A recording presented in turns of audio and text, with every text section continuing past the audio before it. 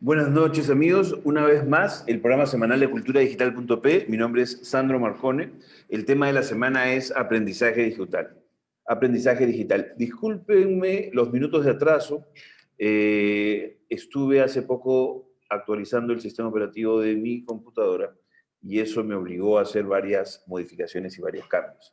Pero bien, el día de hoy tenemos, dentro del tema de aprendizaje digital, tenemos como invitada a Patricia Correa, que es pedagoga, experta en políticas públicas, en descentralización, gestión pública y territorio. Y la idea es conversar con ella desde su mirada, desde la mirada de lo que está sucediendo en regiones, pero con un conocimiento sobre la gestión pública que es fundamental para ir resolviendo, o en todo caso ir pensando los escenarios hacia lo que vendría en el 2021, en esta realidad híbrida. Como siempre, antes de iniciar la entrevista de la semana, quería revisar con ustedes, ¿no?, que me acompañen en esta revisión de cómo llegar a la página web de Cultura Digital, ¿no es cierto? Si ustedes es la primera vez que nos están viendo y no saben muy bien de qué va Cultura Digital, solo tienen que ir a Google y escribir Cultura Digital en mayúsculas, ¿no es cierto?, en minúsculas. Luego lo que va a suceder, ¿no?, es un primer resultado, que es un proveedor de sponsoriado, digamos, publicitario, ¿no? Y como ven, el segundo resultado, ¿no?, ya es Cultura Digital, ¿no? En la página web, acá están los videos, ¿no?, sobre Cultura Digital. Entonces hacen clic en la página web y esta es una página web muy sencilla donde ustedes pueden encontrar la información del programa, alguna información histórica, ¿no? De hecho está un pequeño resumen del primer programa que tuvimos en esta nueva etapa de Cultura Digital. Cultura Digital es un proyecto que nace en el 2015 y desde hace más o menos un año y medio, más o menos, sí, un año y medio, estamos en este formato, llamémoslo televisivo, ¿no?, pero que en realidad es más web, streaming, que otra cosa. Bien, yo no los quiero distraer más, quiero pasar de una vez a la entrevista de esta semana. Como les dije, esa entrevista es con Patricia Correa. 3. Bueno, Pati, muchísimas gracias por estar aquí con nosotros. La gente que nos está viendo, nos está escuchando en vivo, que es como se va a estrenar esta entrevista, o las que nos ven luego de manera asíncrona, ya saben pues que tú eres una educadora, especialista en políticas públicas, en descentralización, en territorio. Bienvenida, gracias por tu tiempo, gracias por estar aquí con nosotros. Gracias, Sandro. Feliz, encantada además de dialogar contigo en el marco de un programa sobre cultura digital que desafía hoy más que nunca, además, toda la política educativa. Así es, o sea, yo creo que siempre ha sido interesante hablar de educación. La mirada de la integración de las tecnologías, ¿no?, en el Perú durante mucho tiempo estuvo atrasada, digamos, pero ahora más importante probablemente que si hay que usar TIC o no hay que usar TIC en la educación, creo que tiene que ver con la cosa más fundacional, ¿no es cierto? O sea, la política educativa pública tiene una mirada digital o tiene una mirada, o va a seguir teniendo una mirada analógica, ¿no es cierto? Entonces, desde esa línea, ¿no?, yo creo que una pregunta que cae de Maduro, una duda que cae de Maduro son las regiones, ¿no es cierto?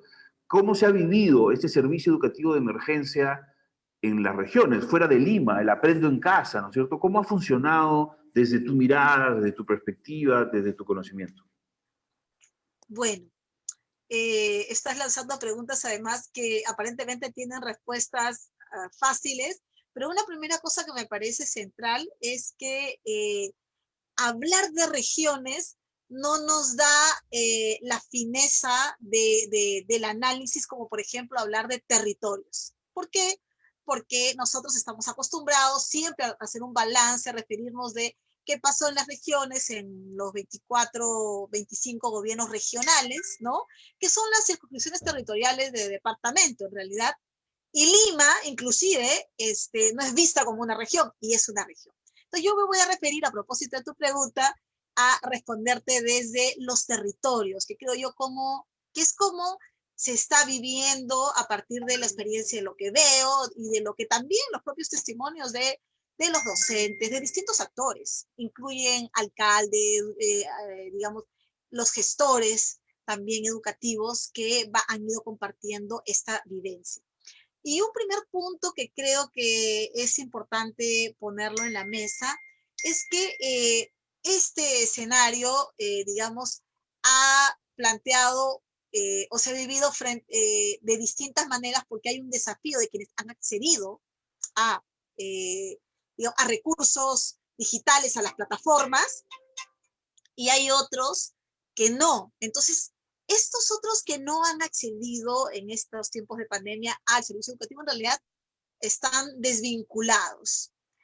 Y este primer punto creo que pone una variante también o un elemento a analizar sobre estas diferencias y cómo pueden constituirse también en desafíos para los propios, y ahora sí me voy a referir, gobiernos regionales y gobiernos locales.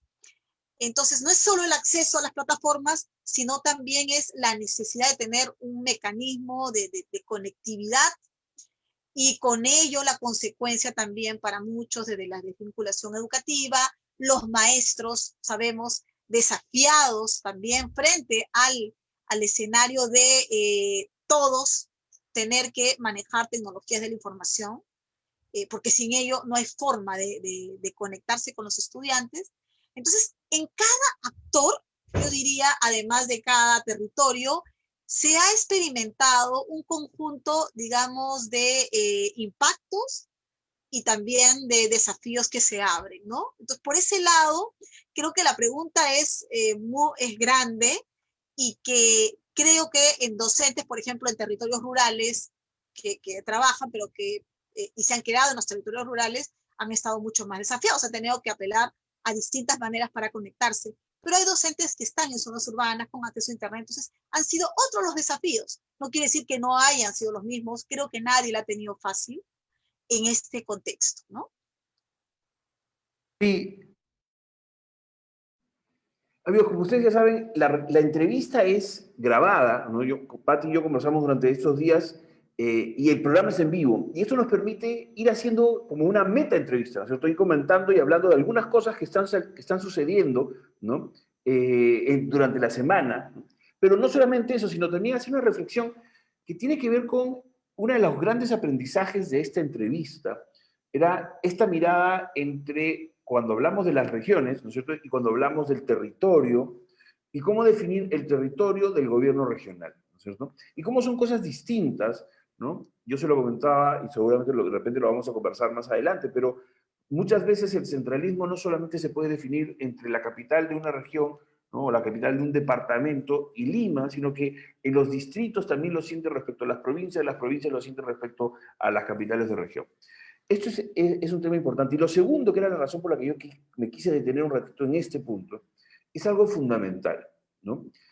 No sucede todo igual. Pues, es decir, las regiones del interior del país, el territorio, ¿no? Es tan diverso que suceden cosas diversas. Hay una heterogeneidad. Y es justo ahora donde tenemos que empezar a pensar en digital y usar la tecnología para poder resolver y gestionar y administrar y gobernar, entendiendo la heterogeneidad. Eso creo que fue un punto fundamental de esta entrevista. Discúlpenme la interrupción, seguimos. Recuerden que pueden hacernos preguntas conforme vayamos avanzando. Es interesante lo que planteas, ¿no? De esta mirada de hablar de territorios, ¿no? Porque regiones puede ser como una etiqueta muy abierta, ¿no? Porque además, claro, cuando uno tiene oportunidad de entrar en el territorio, ¿no es cierto? Encuentra que la gente que está en una provincia habla del centralismo respecto a la capital de región. Y cuando está sentado con el alcalde distrital, el alcalde habla del centralismo, ¿no? Pensando en la capital de provincia. Es decir, aparentemente la centralización, el centralismo es como por capas, ¿no es cierto? No es tan simple, no es dicotómico entre Lima regiones, ¿no es cierto? Sino en el fondo tiene que ver con una manera como se ha distribuido bienestar o no, ¿no es cierto?, políticamente hablando, geopolíticamente hablando, durante los últimos años, o de repente durante toda la historia de la República, ¿no? Tal cual. Creo que estás definiendo y creo que, digamos, suma a este análisis la manera como hemos estado afrontando en este contexto de pandemia las soluciones también a estos problemas.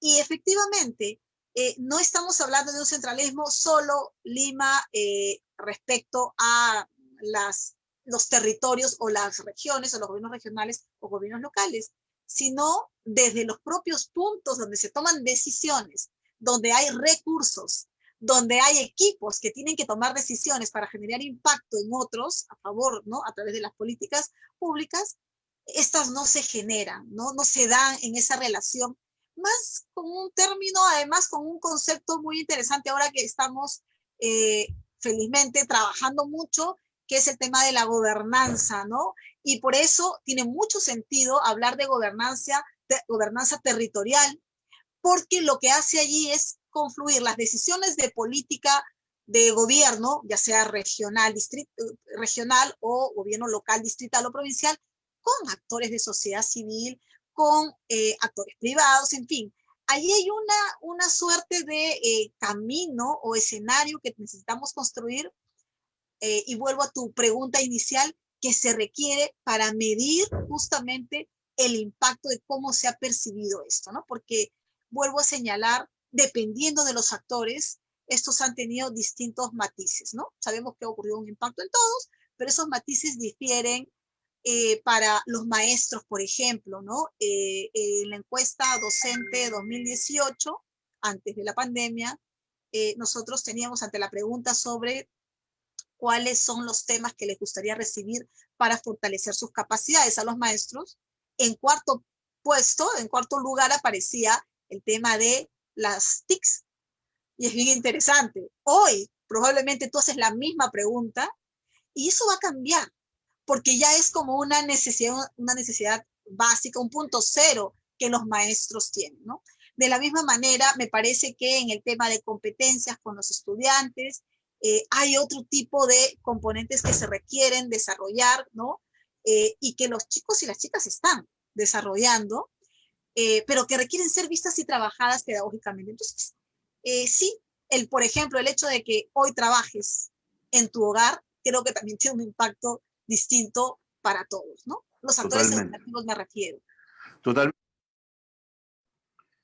Estimados, Marcio Latorre comenta, está viendo el programa en este momento y comenta efectivamente, hace un análisis de por qué, o una consulta, o una reflexión sobre por qué no estaba en el marco del buen desempeño docente todas estas competencias, destrezas, habilidades digitales que debieron tener los maestros y las maestras, o que eventualmente no teniéndose, se ha quedado claro, ¿no?, que no estaban pues, planificadas lo suficientemente bien o con el sentido de urgencia que se ameritaba, ¿no? Es cierto, muchos de los documentos normativos de lo que, digamos, de la normalidad, de cómo se trabajaba en el 2019, va a tener que cambiar. Es importante resistirnos a querer regresar luego de la pandemia a lo que era en el 2019. Tenemos que capitalizar todo lo que nos ha sucedido, todo lo que hemos sufrido, ¿no? Se merece el que lo que venga después sea mejor que lo que teníamos antes de la cuarentena, antes de la pandemia, ¿no? ¿No es cierto? El entorno del estudiante hoy ya no está pues en el aula, ¿no es cierto? No está dentro de la institución educativa. Ya si desde hace algunos años se hablaba del aula sin muros o del aula sin puertas, ¿no? O de la sociedad educadora, ¿no? Hoy esto está como revitalizado, ¿no es cierto? A la mala, ¿no? Sin que nadie lo haya planeado, ¿no? Probablemente la gente más escéptica, ¿no?, hacia diciembre del 2019 respecto a la virtualización o digitalización de ciertas cosas, es la que hoy día es la más convencida por la realidad, o sea, el de facto, ¿no es cierto? No, ya no hay, pues, no es un ejercicio académico de si esto conviene o no conviene, o si es lo mejor o no es lo mejor, sino se convirtió de la noche a la mañana en la única manera, ¿no? Y ahí ha saltado un montón de debilidades, ¿no? Y están las debilidades de conectividad, y a las que luego podemos regresar, porque creo que hay cosas fundamentales, hablando de la conectividad en un sentido amplio de la palabra, ¿no? Pero también hay personalmente tengo una duda. En teoría, el sistema educativo en el Perú se distribuye, ¿no?, sobre la base de las direcciones regionales, y las direcciones regionales trabajan con las unidades de gestión local, con las UGELES, ¿no? Ya habían dudas hace unos años, ¿no? O sea, que hace casi 10 años, ¿no es cierto?, cuando regresé al Ministerio de Educación, ya habían dudas de que las unidades de gestión local fueran lo suficientemente sensibles para atender zonas muy diversas y muy distintas, ¿no? Es decir, parecía que una unidad de gestión local funcionaba para lo urbano, pero no para lo rural, ¿no? ¿Esto debe ser peor ahora? ¿O cómo ha evolucionado este tema en los últimos años? Ya, bueno, varias cosas. Voy a empezar, no voy a empezar por lo último, sino por lo primero que has planteado como un tema provocador. Me parece además que es clave inclusive para el entendimiento de las instancias de gestión como la UGEL, la DRE. Lo primero es la institución educativa, porque digamos la hemos concebido históricamente y el sistema educativo se preparó para atender y brindar servicios, digamos, el servicio educativo en instituciones físicamente instaladas, donde la presencialidad era, digamos, la única forma en la que conocíamos, a pesar que la educación a distancia tiene décadas, digamos, trabajándose, ¿no? O sea, pero, digamos, como una excepción, ¿no? De hecho, hemos hablado de incluir, siempre hablamos de inclusión en el sistema educativo, como que los estudiantes vuelvan presencialmente a la escuela.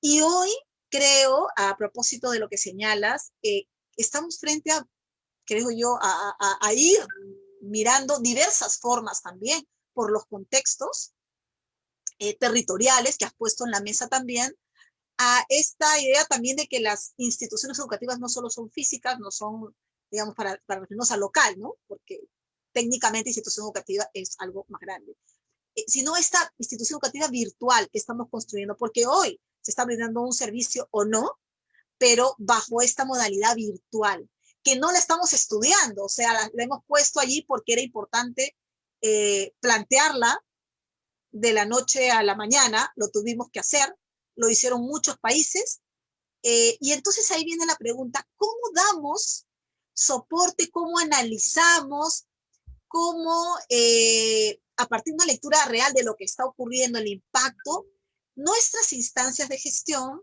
educativa que tienen la función de dar soporte a la institución educativa para que cumpla con su rol, para que se desarrolle, sea autónoma, ¿no? Cumpla con esa función. Y entonces ahí uno empieza a analizar cuál es la primera instancia de gestión efectivamente que está planteada, es la UGEL. La UGEL en realidad, dentro de nuestro marco normativo, depende de las direcciones regionales de educación. Y las direcciones regionales de educación dependen del gobierno regional. Es decir, el gobierno regional, los 25 gobiernos regionales que hay en el país, tienen la responsabilidad de gobernar la educación en sus territorios. No es una solo competencia del Ministerio de Educación, ¿no? Es una competencia compartida y los gobiernos regionales tienen una cuota.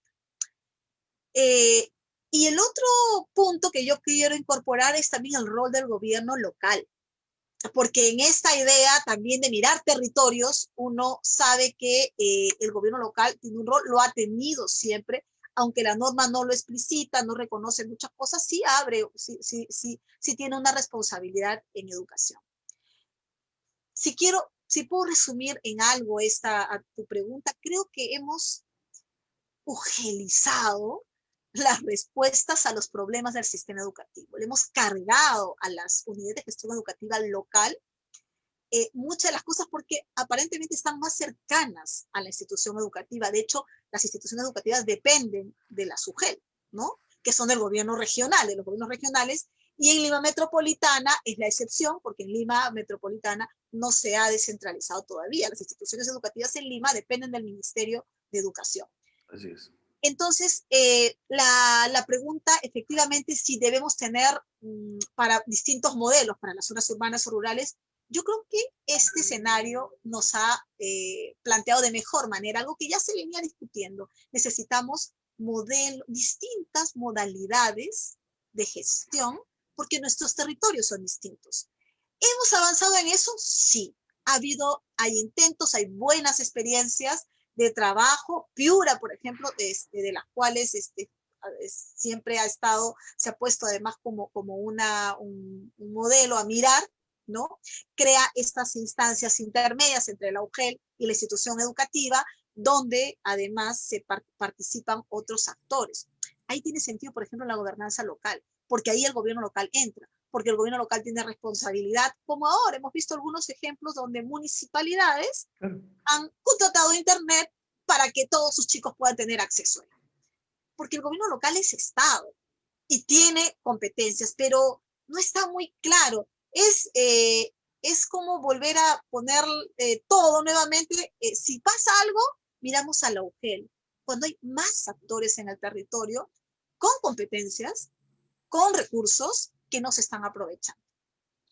Sí, yo creo que es interesante lo que estás planteando porque yo he escuchado, o sea, he estado sentado en mesas, planeando y pensando proyectos educativos en territorio, en donde la municipalidad estaba jugando un rol importante, eso porque era un proyecto de obras por impuesto, por ejemplo, en donde el CIPREL es fundamental porque el CIPREL en realidad lo gestiona la municipalidad, pero hay una reticencia por el lado de la municipalidad a trabajar proyectos educativos, porque la municipalidad siente que eso escapa de sus manos, ¿no es cierto? Que como no está metida en la gestión cotidiana de la escuela, ¿no? Porque para eso está la UGEL, ¿no? Incluso hemos tenido alguna vez problemas para terminar de cerrar un proyecto de inversión porque necesitábamos un compromiso de sostenibilidad de la municipalidad y la municipalidad esperaba que lo diera la UGEL. ¿No? Entonces, tiene mucho sentido lo que dices.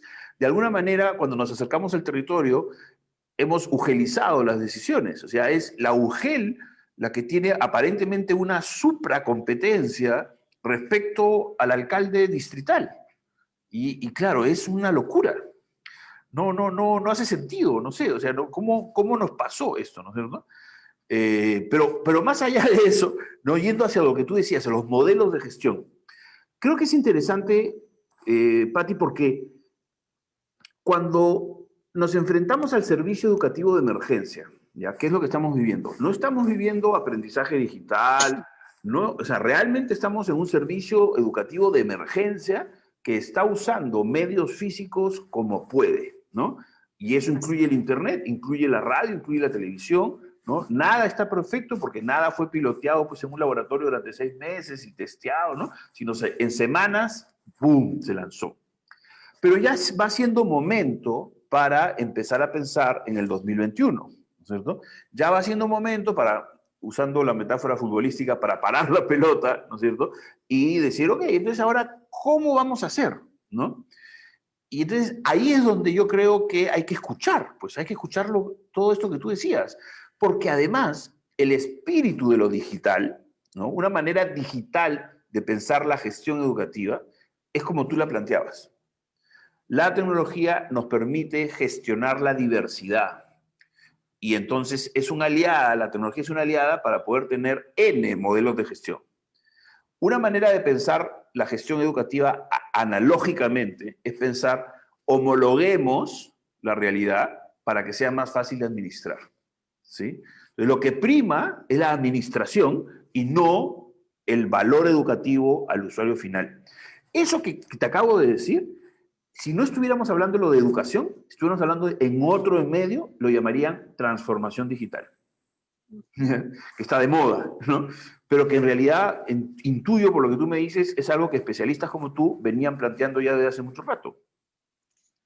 Sí hay mucha reflexión, pero también hay experiencia. Esto es verdad que señalas cómo diferenciamos los medios con los fines, ¿no? Y creo que ahí radica parte del entendimiento también.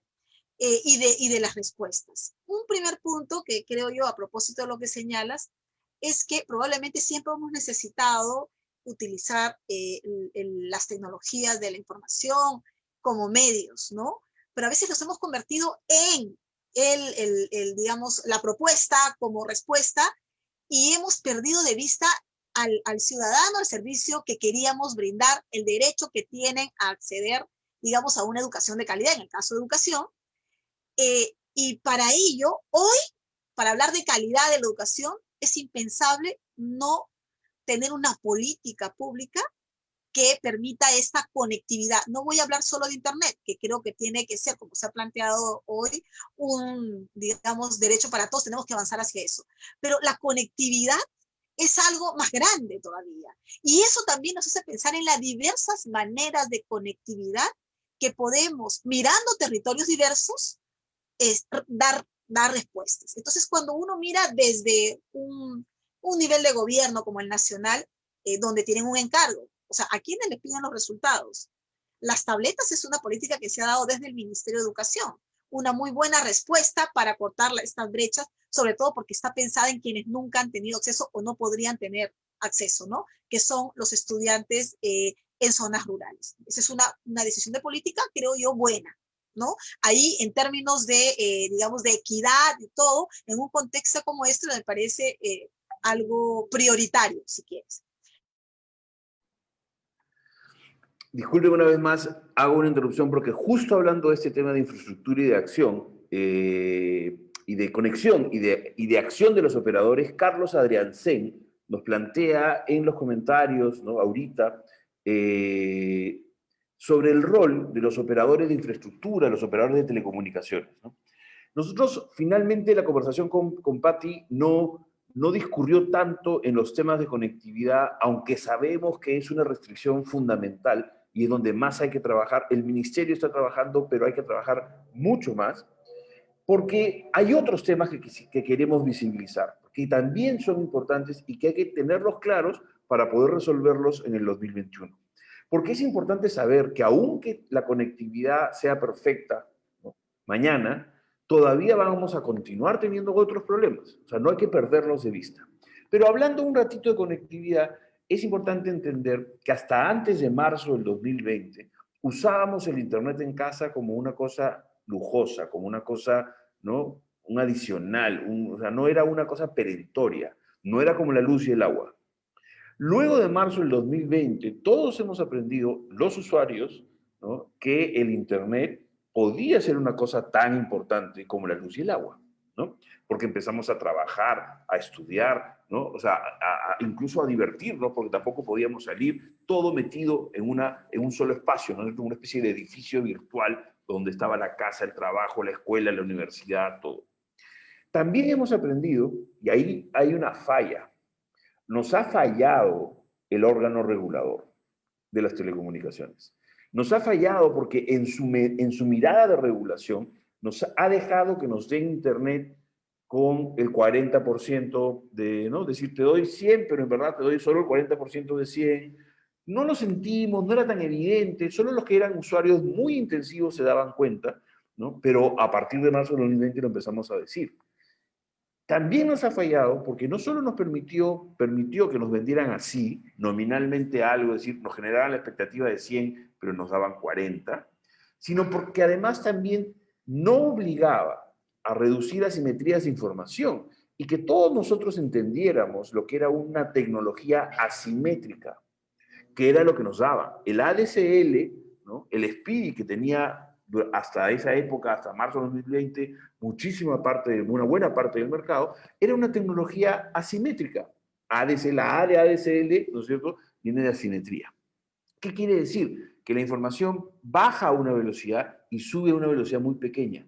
Y eso es lo otro que nos ha golpeado, el tipo de conectividad. Y finalmente, también nos ha fallado la regulación, porque el acceso a Internet móvil, que es la principal herramienta vía de acceso en el país, también ha tosido y nos ha dado en la cara a todos. Entonces, sí, es efectivo, es cierto, y está bien que estemos enojados y molestos, porque la primera respuesta del regulador y de los operadores fue: aprendan a usar el Internet, dosifiquen su uso de Internet. No fue un mea culpa diciendo, sí, en verdad nos equivocamos. Y la regulación no ha sido la adecuada. Sin embargo, tenemos otras maneras, tenemos otras formas también de llegar donde tienen que entrar los otros niveles de gobierno también. Y voy a poner ahí una variable adicional, que es el tema de recursos. No basta con las políticas, no basta aprobarlas, estas requieren de recursos para que operen. La respuesta entonces es, ¿tiene que ser igual para todos? No. Creo que hoy tenemos que tener como esta mirada también de cuántas capacidades ya se han ido logrando y fortaleciendo en muchos gobiernos regionales que creo hoy existen. Hace 18 años probablemente eso no existía, pero ya existe. Y 18 años digo por el 2002, en el que se inició el proceso de descentralización, pero en el 2007 fueron las transferencias. ¿Se han desarrollado capacidades? ¿Tenemos mejores equipos, mayores equipos? Sí. Creo yo que en algunos territorios ha habido una cultura también de avanzar y de pensar territorialmente estas respuestas. Aprendo en casa, yo he visto programas de Aprendo en Casa regionales, ¿no? Cosa que me parecía fabuloso, porque uno es lo que la plataforma nacional que te brinda como una oportunidad para que tengan acceso todos, y otra es la iniciativa, pero además responsabilidad de gobierno que tienen los gobiernos regionales también. Y eso dice mucho de la responsabilidad de gobierno de la educación, que implica además tomar decisiones sobre también conectividad y hoy, y en los gobiernos locales también. Pero hoy tenemos, por ejemplo, el desafío de que los estudiantes se están desvinculando del sistema educativo por varias razones. Factores económicos, factores sociales, es más, los que no están conectados están fuera del sistema, casi, ¿no? No los tenemos mapeado. Eso es, en la Amazonía tenemos muchos estudiantes que nunca han podido recibir ni un material y no sabemos si han conectado por una radio o algo. No hay rastro de ellos. Con lo cual, inicialmente estaban matriculados, están fuera del sistema. Y tomando en cuenta ello, creo que entonces necesitamos una política de hacer cómo hacemos atractiva la escuela para que retornen. Y ahí me parece importante las TICs. O sea, viste, no es al revés, es la necesidad la que te plantea de cómo planteas las TICs y la conectividad. O sea, esta lógica de cómo nos movemos con distintos planos para lograr que reciban de distintas maneras, porque no hay otra, tal vez hoy, el servicio educativo y un servicio educativo de calidad, ¿no? Sí, yo creo que o sea, tienes absoluta razón. O sea, las tecnologías en general, no solo las tecnologías de información y comunicación, sino en general las tecnologías no son un fin en sí mismo, sino son un medio para lograr cosas, ¿no? Uno de los aprendizajes más importantes en pues casi que ya 20, 25 años trabajando la integración de TICs en la educación, ¿no? Es justamente eso, que lo importante es la educación. O sea, que lo que marca el camino, el que maneja, el que tiene el timón, ¿no es cierto?, es la educación, y que las TIC son como el copiloto. O sea, ¿no?, la tecnología te ayudará a llegar al destino que el piloto ha fijado. Pero hay algo que también es importante y a veces nos pasa desapercibido, que es en lo que tú estabas planteando, hay una mirada digital, que no es lo mismo que TIC, ¿no es cierto? Cuando hablamos de TIC, ¿ya?, estamos hablando del uso del instrumento, de la herramienta, la capacidad de acceder, usar, o sea, saber usar y y apropiarse de la herramienta, ¿ya? Pero esta mirada que tú planteabas, en donde decías, oye, ahora lo relevante es mirar a los chicos a los que hemos excluido. Esa es una mirada digital, porque hace 5 años, ¿no es cierto?, hubiéramos hablado de deserción, hubiéramos dicho desertores, ¿no es cierto?, hubiéramos dicho, son los chicos los que se van. No estaríamos reconociendo que el sistema los repele, ¿no? Y estaríamos hablando de cómo es que estos chicos se vuelven responsables o las familias se vuelven responsables para que regresen a la escuela. Y tú ahora lo que has dicho es, ¿cómo hacemos para que la escuela sea sexy, sea atractiva, ¿no es cierto? O sea, y digamos, en el costo de oportunidad de un chico, pues no estar en la escuela sea claramente en la vida cotidiana, ¿no?, significativamente hablando, sea mayor. Porque además, incluso desde la pedagogía, el aprendizaje no existe si no es significativo, ¿no? Y si no, y si no hay emociones. Entonces es como que pareciera que el círculo empieza a cerrarse, ¿no?, ya no mirando solo el tema de las TIC, ¿no es cierto?, sino mirando lo que está detrás, lo que siempre fue más importante, ¿no?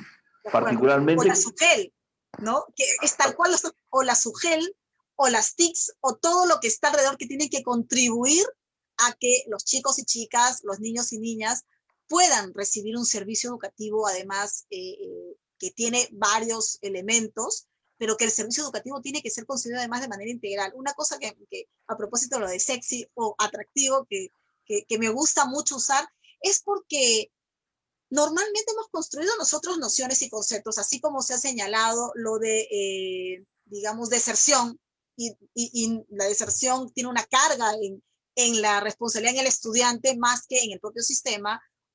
Creo que exactamente lo mismo ocurre con lo de retención. O sea, nosotros hay muchos, además en la jerga muy académica también es cómo desarrollamos estrategias para retener a los estudiantes. No nos interesa retenerlos, en realidad. Nos interesa que ellos quieran estar, sea significativo, les sea útil. Y creo que tenemos la oportunidad. Yo soy muy esperanzada en un contexto como este, que podemos, o sea, si nos ha permitido tener este aislamiento, digamos, repensar cosas para darnos cuenta que hay rutas que estábamos siguiendo que no estaban bien, exactamente lo mismo sucede en el propio sistema educativo. No es que va a continuar y agregamos tecnologías de la información y las universalizamos, o herramientas digitales, o conectividad, no, sino es que además tenemos que pensar en los cómo de manera distinta en una diversidad o digamos diversidad territorial, pero también en una diversidad de instituciones educativas. Tú me hiciste referencia a una pregunta, unas preguntas, no de en ello, ahora quiero traerlo. El territorio en realidad tiene no solamente a una institución educativa, puede tener distintas, ¿no? También podemos llamarlas nosotros a los propios, digamos, lo que se conoce como los locales o los servicios educativos. Pero hay otros actores. O sea, lo que nos hemos dado cuenta con mayor nitidez, ya lo teníamos antes, claramente, digamos, probablemente en algunos sectores más estudiado, pero en la realidad no puedes ir con una política de servicio educativo sin que tengas otras estrategias como políticas de alimentación, de salud. Entonces, lo territorial, digamos, teóricamente está concebido como esa construcción social, cultural, histórica, económica, que se da en un territorio concreto, que no necesariamente es una provincia o un distrito, pueden ser un territorio, pueden ser 2 provincias, pueden ser 5 distritos que pertenecen a 2 provincias, porque recuerda que nuestra geografía, digamos, por cuencas y todo, tiene una conexión natural, pero que cuando se departamentalizó nuestro país, rompió con ese cauce natural. Entonces, volver al territorio, y creo que hoy hay experiencias interesantes de las mancomunidades locales, donde se juntan alcaldes, también para impulsar políticas desde este enfoque más digamos, de cuencas, que son las mancomunidades. Creo que nos está dando buenos mensajes. Entonces, creo que no estamos partiendo de cero, creo que ya habíamos iniciado una ruta, pero muy tímidamente, ¿no? Con esfuerzos pequeños. Me parece que ahora tenemos y necesitamos tener esa lectura más clara para apurar el paso, pero sobre todo responder a esa diversidad, ¿no? En esta aprovecho para interrumpirme a mí y no interrumpirle a Patricia. Cintia Vidal nos comenta en los comentarios, nos pregunta, ¿no? Que nos dice que si bien es importante reconocer los 3 niveles de gobierno que tienen un rol en la implementación de TIC, sería también importante señalar exactamente qué le toca a cada cual, ¿no? Para en función de eso poder identificar responsabilidades, complementariedades, ¿no? E incluso identificar dónde están los vacíos y las responsabilidades administrativas luego. O sea, yo, digamos, estoy de acuerdo con lo que plantea Cintia. Es importante y es probablemente uno de los elementos rectores que lamentablemente el Ministerio de Educación en los últimos años perdió de vista, ¿no? No se conectaron muchos colegios, casi muy pocos colegios se conectaron por acción del propio Ministerio de Educación en los últimos años, ¿no? Y no sabemos a quién tendríamos que hacerle un proceso de administrativo sancionador, ¿no es cierto? ¿De quién es la responsabilidad administrativa de no haber seguido conectando colegios?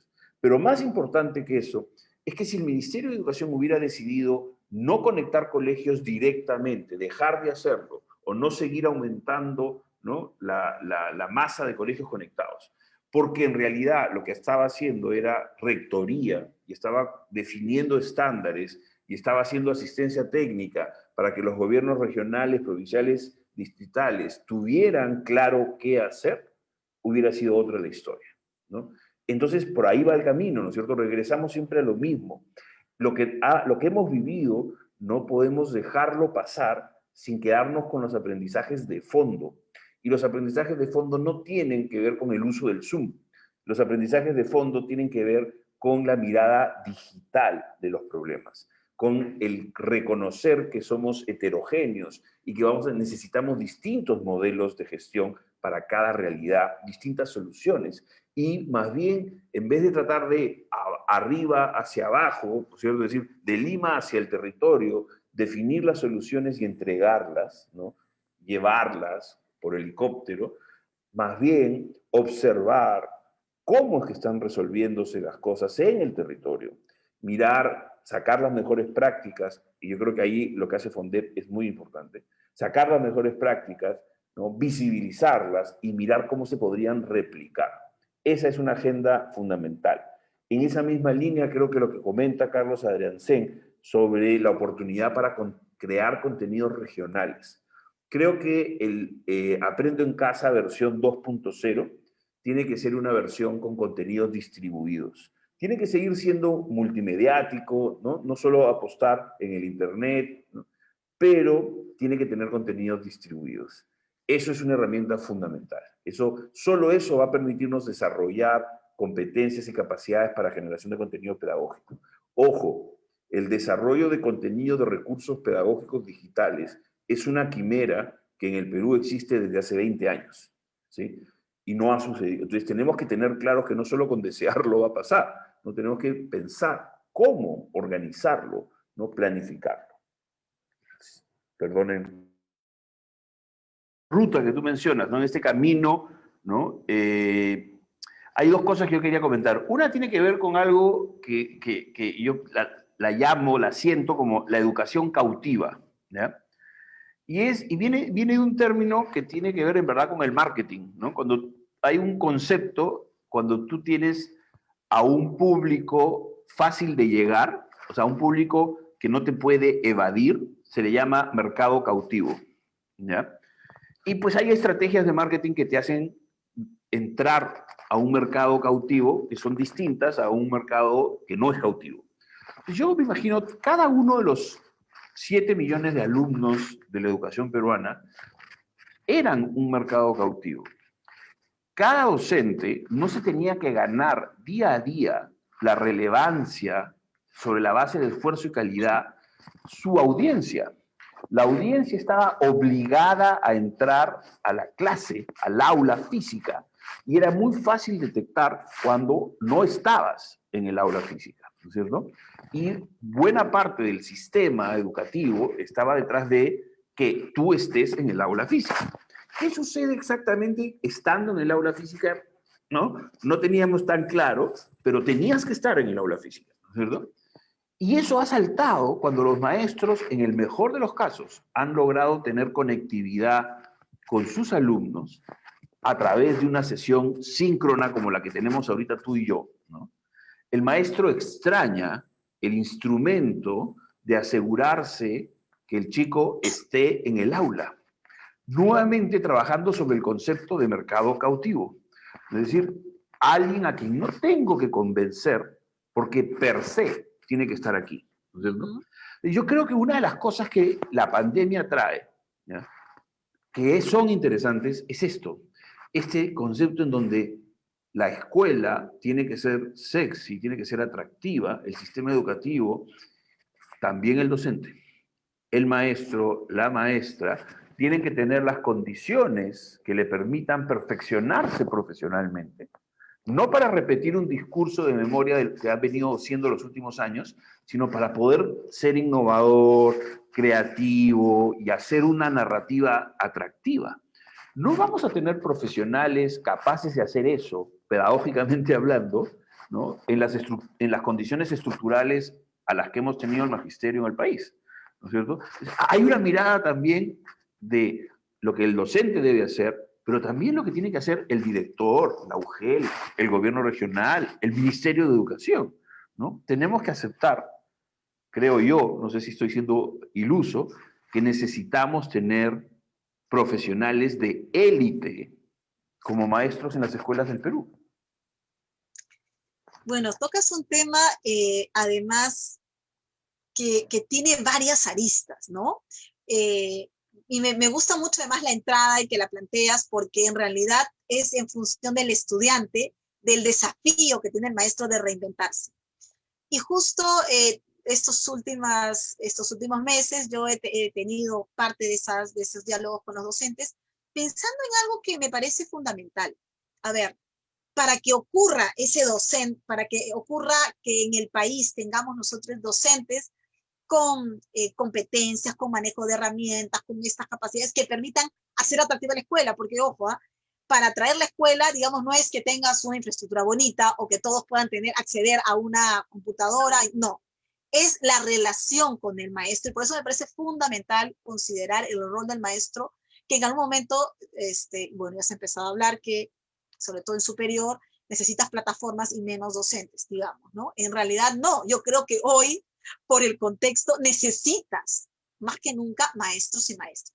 Y ahí vienen las aristas que yo veo, o la política de desarrollo magisterial que tiene que impulsar estos elementos que durante las últimas décadas hemos avanzado en lo que se ha llamado este acompañamiento pedagógico.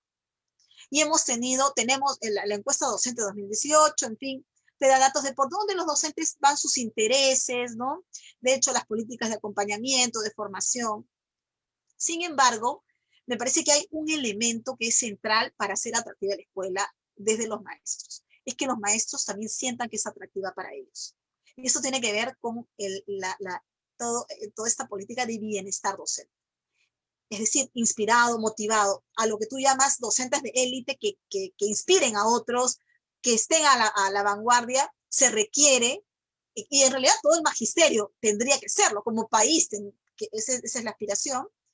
Y me parece que allí esta concepción, esta noción de bienestar, de condiciones del maestro para que puedan cumplir con esa tarea, implica no solamente un tema de programas formativos nacionales, necesita de mucho trabajo regional, de gobierno regional y de local. Yo creo que nos estamos jugando, y por eso quiero poner en relevancia, cuando hablamos también de territorios, del rol educativo, si quieres, social del gobierno local, es que la tarea de hacer atractiva la escuela es una tarea que le va a tocar a la gobernanza local, no solamente a la escuela por sí sola. ¿Por qué?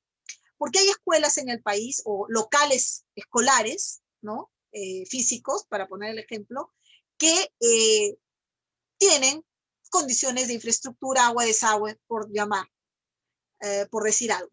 Pero lo otro es que se requiere de una cultura institucional. Por ejemplo, el proyecto educativo institucional es fundacional también para replantear que una escuela sea atractiva y que los maestros tengan un rol formativo, que además requieran que el indicador de que todos los maestros puedan manejar herramientas digitales o estrategias para conectar a los estudiantes. En algunos casos, por ejemplo, creo que las escuelas los docentes van a tener que salir de la propia escuela física cuando se dé, digamos, un retorno, ¿no? Aunque creo que va a ser mixto todo esto, no va a haber algo uniforme, creo que no debe haber nada uniforme. El Ministerio de Educación acaba de aprobar también este marco ajustado sobre cómo regresar el retorno, cómo sería el retorno a clases. Y se está experimentando con algunas regiones donde claramente, o algunos territorios donde claramente, la decisión no solamente tiene que ser de la escuela, de los padres de familia, de la comunidad, ¿no? Y en zonas rurales mucho más. Las rondas campesinas en Piura, Cajamarca, digamos, las comunidades con los APUs o líderes en las comunidades indígenas. Entonces, tenemos tenemos una variedad de actores que tienen que jugar en torno a un propósito que ahora contigo le estamos llamando cómo la escuela se vuelve atractiva y que tiene que tener condiciones. Entonces, no es solo la escuela, sino es cómo hago atractivo para que el servicio educativo se dé, ¿no? Será de manera mixta, híbrida, le dicen algunos, pero ya creo que vamos a ir entrando en este detalle y imaginamos el 2021. Yo creo que nos plantea salir de la caja solo de la UGEL, donde van los recursos como unidad ejecutora, por eso señalaba, hemos ugelizado todo el sistema, y mirar más a los gobiernos locales, que creo yo que hay en algunos casos disposición. Tú lo señalabas, es verdad, algunos gobiernos locales, dicen, no, no es mi rol, puedo solo con, ni puedo con la basura y voy a poder, digamos, para poner un ejemplo, pero hay otros que sí. Y me parece muy importante que los gobiernos locales, que sí tengan esa visión, porque la responsabilidad tienen, pero además esa ruta, poder hacer sinergia con la UGEL, que siempre geográficamente va a tener instituciones educativas a las que nunca va a llegar geográficamente, porque es muy difícil en el año, ¿no? No puede, no solo por los recursos, sino por la cantidad personal de gestores que trabajan en una institución, en una UGEL, ¿no?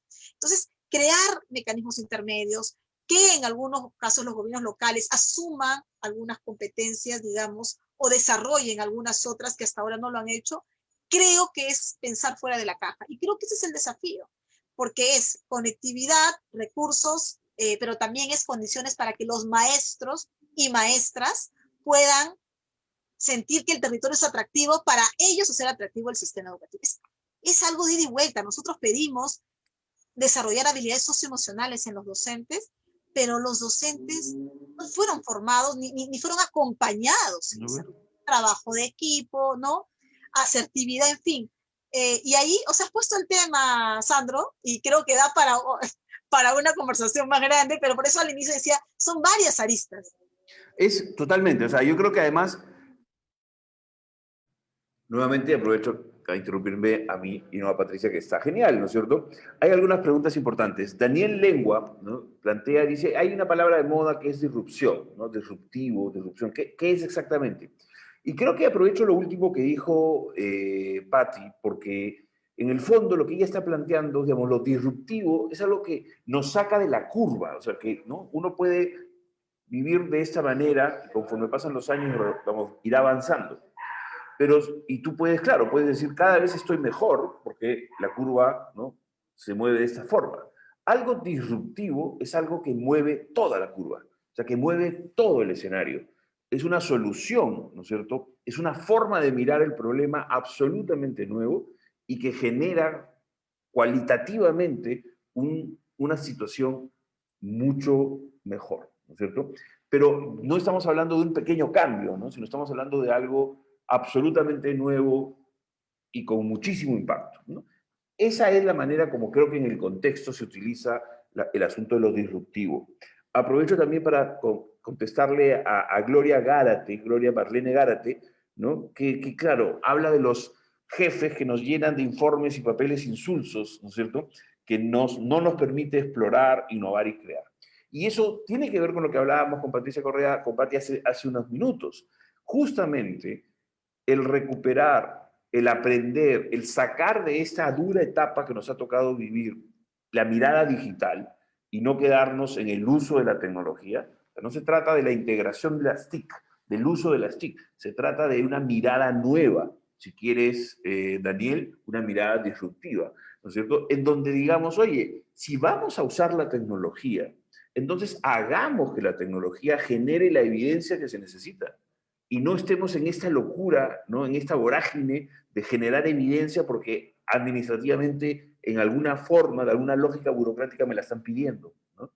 El sistema, la tecnología debe trabajar a favor de nosotros. Durante años hemos tratado de llevar tecnología al aula que fue diseñada para otra cosa. Herramientas de oficina, software de oficina que se tenía que llevar al aula. No, las herramientas que tenemos que llevar al aula, que tenemos que llevar a toda la cadena de valor de la educación, tienen que ser pensadas en la educación y que permitan justamente tocar los puntos de dolor. Y este trabajo de generación de evidencias, por ejemplo, es eso. No podemos en el 2021 enfrentarnos al mismo problema. No podemos seguir haciendo lo mismo porque el resultado va a ser el mismo.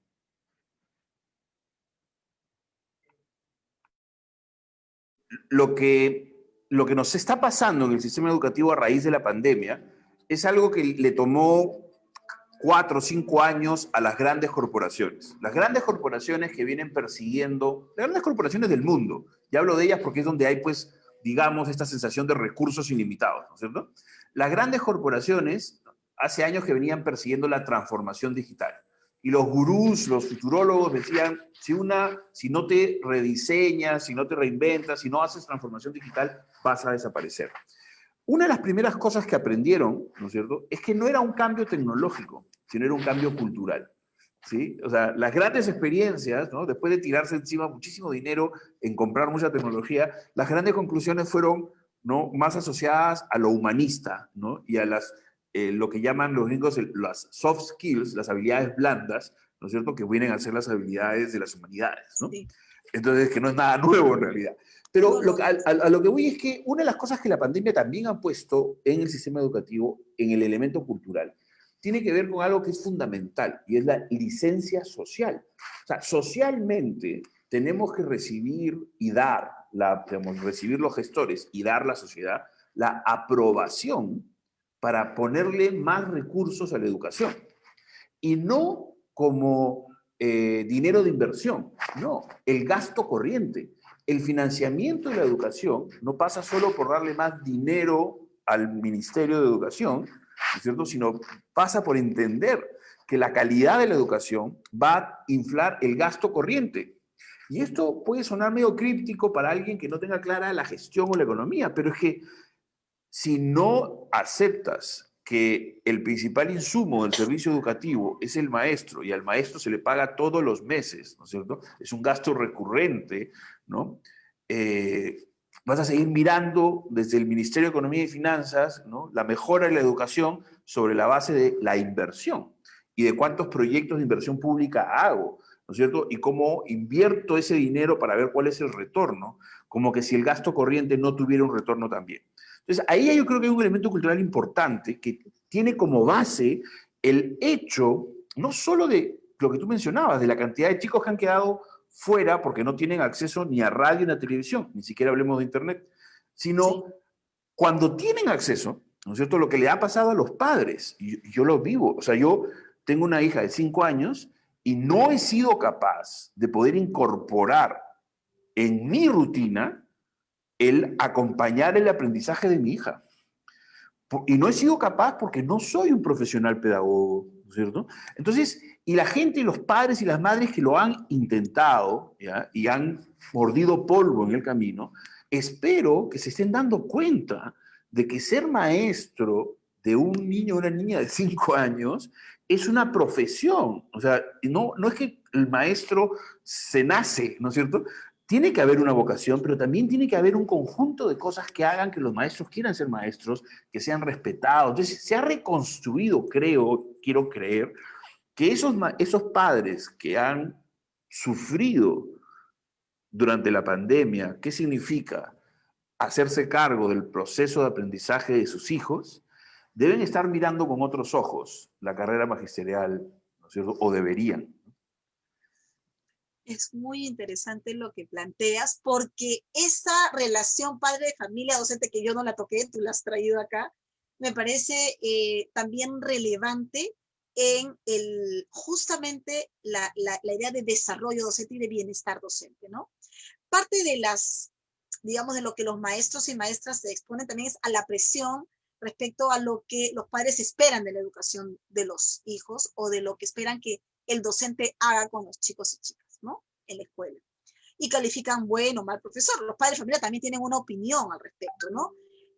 Sin embargo, también es esta relación y opinión de los propios estudiantes sobre la necesidad y eso va a variar, lo veía en el impacto también que tienen los estudiantes, la necesidad que los chicos ya también se cansaron de tener esta relación por computadora, a muchos, probablemente a algunos no. Uno de ellos es mi sobrino, que no voy a decir su nombre, pero creo que en otros sí me parece que ya hay digamos, por la naturaleza, relacionarse con una computadora para aprender sin esta inquietud de repregunta y de alternar con otros estudiantes. También es importante esta dimensión que acompaña, ¿no? En inicial, tú has planteado a Emilia, 5 años, ella está en una edad en la que tiene que relacionarse y acompañar ese relacionamiento con otros, ¿no? Digamos, y ese es el trabajo de la maestra, o sea, los maestros y maestras no es que van y solamente plantean conocimientos, las habilidades socioemocionales se dan en el aula, fuera de ella, en todos los espacios. Y muchas veces uno se da cuenta cuando están fuera del aula, en el deporte, en el recreo, no sé, pues en distintos espacios, ¿no?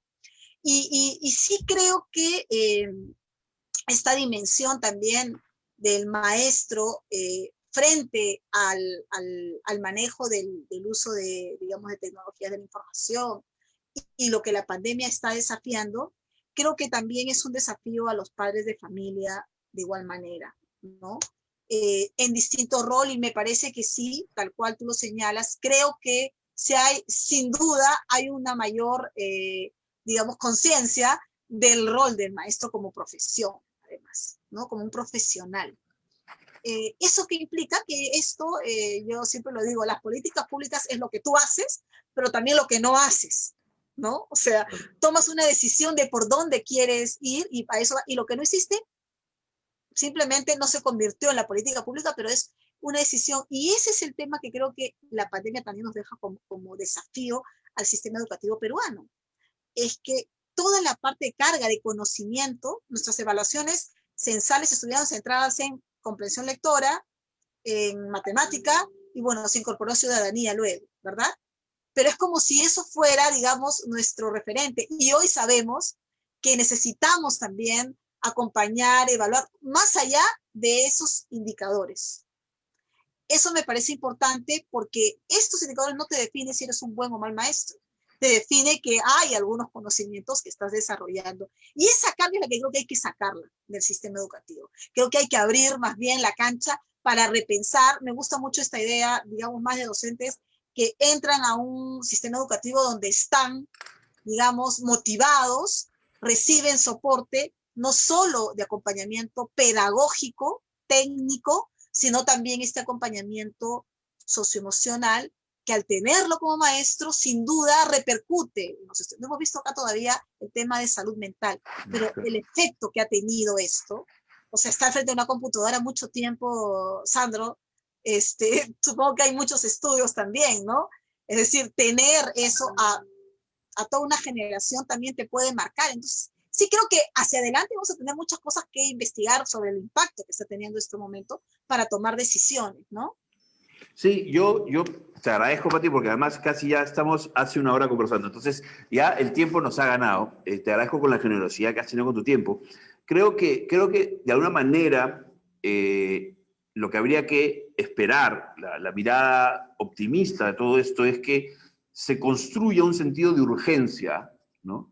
Para hacer cambios en la parte más soft, en la parte más menos infraestructura del sistema educativo, ¿no? Porque yo creo que de alguna manera hace unos años, con la publicación del censo de infraestructura y los millones de dólares de brecha que había en infraestructura, se logró construir un sentido de urgencia en meterle dinero al cemento y al ladrillo, ¿no?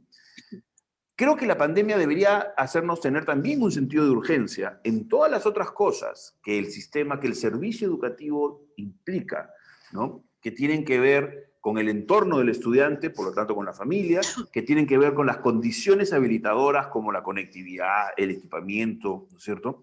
Incluso, por supuesto, también infraestructura, o sea, no es que nadie, o sea, no es que estoy Claro, en contra de la por infraestructura, supuesto. ¿no? Obviamente, tienes que, incluso en un modelo híbrido, cuando los chicos vayan una o dos veces por semana, tienen que llegar a un espacio que cumpla los requisitos de bioseguridad, absolutamente. Creo que la discusión recién empieza, ¿no? No hemos podido ni siquiera hablar del PEN, ¿no? Del Proyecto Educativo Nacional y de los proyectos educativos regionales que habíamos querido en algún momento hablar sobre ellos. Solamente agradecerte una vez más, Pati. No sé si hay algo que se ha quedado en el tintero, algo que te gustaría, con lo que te gustaría cerrar, decir, terminar esta conversación. Bueno, no, agradecerte, porque muchas veces uno tiene la oportunidad de hablar así más coloquial, abiertamente. Creo que son varias aristas y creo firmemente que muchas veces nosotros entramos por un lado y nos quedamos ahí, cuando el problema o el desafío educativo tiene varias dimensiones. Entonces siempre me he preguntado si tenemos que priorizar. Yo creo que lo que tenemos es que ordenar una ruta para ver por dónde empezamos, pero creo que todo es prioritario, todo es urgente porque tenemos una deuda histórica, ¿no? Así es. Eso es. Así Así que mil es. gracias, Sandro. Muchísimas gracias a ti, ¿no es cierto, Padre? Y bueno, y amigos que me están viendo con ustedes, vamos a pasar a la última sección del programa. No se vayan, aquí estamos en un instante, continuamos.